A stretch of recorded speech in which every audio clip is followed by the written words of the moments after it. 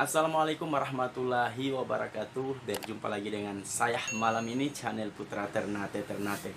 Jadi malam ini guys, konten yang saya buat yaitu untungnya kita mengupload video milik kita sendiri, dan ruginya kita mengupload video milik orang lain. Jadi ada dua hal yang harus kita pelajari, apalagi guys seperti pemula seperti kita ini, yang ini harus kita pelajari dua hal yang saya katakan tadi. Jadi saya mulai dari yang saya katakan yang pertama tadi.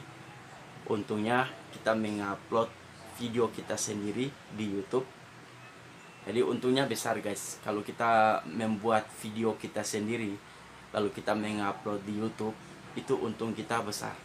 Yang pertama, kita tidak kena yang namanya klaim hak cipta.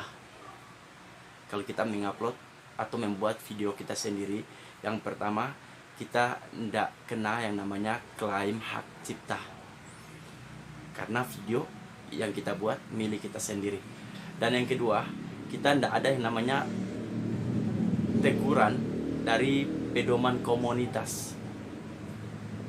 Itu yang kedua. Jadi tidak ada teguran dari pedoman komunitas. Dan yang ketiga,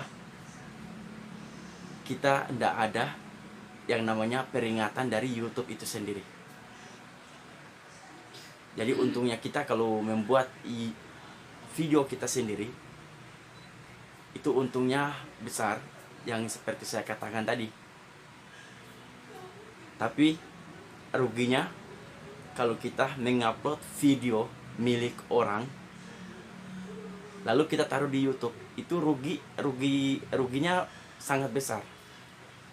So kenapa saya katakan ruginya sangat besar? Karena yang pertama, kalau kita mengupload video milik orang lain baru kita taruh di YouTube, rugi yang pertama seperti ini. Yang pertama, kita terkena yang namanya hak cipta atau klaim hak cipta. Itu yang pertama, kalau kita mengupload video milik orang lain. Jadi kita akan kena yang namanya klaim hak cipta. Dan yang kedua, kita juga akan mendapatkan teguran dari pedoman komunitas. Itu yang kedua. Dan yang ketiga, kita akan dikasih peringatan sama pihak YouTube itu sendiri. Itu yang buat kita rugi guys. Jadi alangkah baiknya kita pemula seperti kita ini, kita harus membuat video kita sendiri tanpa mengupload video dari orang lain. Jadi sangat rugi guys kalau kita mengupload video dari orang lain.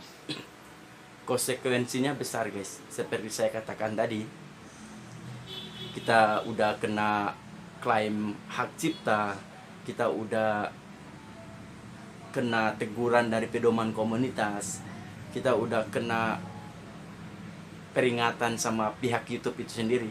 Itu yang buat kita rugi.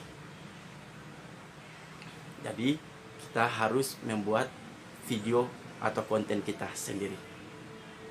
Jadi kita tidak bermasalah sama yang saya katakan tiga hal tadi kalau kita membuat video kita sendiri. Jadi guys,